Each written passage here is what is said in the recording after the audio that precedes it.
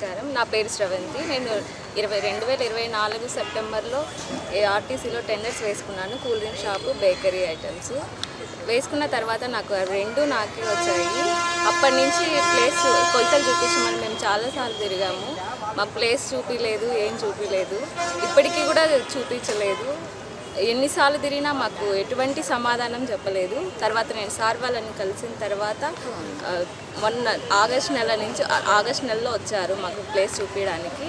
వచ్చిన తర్వాత చూస్తే అక్కడ ప్లేసే లేదు. దానికి ఇప్పటికి కూడా మాకు ఎటువంటి న్యాయం జరగలేదు, ఏం చెప్పలేదు వాళ్ళు సమాధానం. లేని స్థలానికి మమ్మల్ని టెండర్కి పిలిచి డబ్బులు డిపాజిట్లు కట్టించుకొని మేము చాలా నష్టపోయాము. మేము షాప్ పెట్టుకున్నాము కానీ డబ్బులు కట్టాము, కనీసం బిజినెస్ చేసుకోలేదు, ఏం చేసుకోలేదు. ఇప్పుడు మేము ఆ డబ్బులు నష్టపోయాము. అన్ని నెలల నుంచి తెచ్చుకున్న డబ్బులు అక్కడ నష్టపోయాము, ఇక్కడ నష్టపోయాము. మాకు ఎటువంటి న్యాయం జరగలేదు.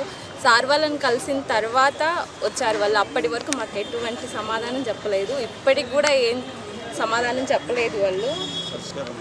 దీనికి పరిష్కారము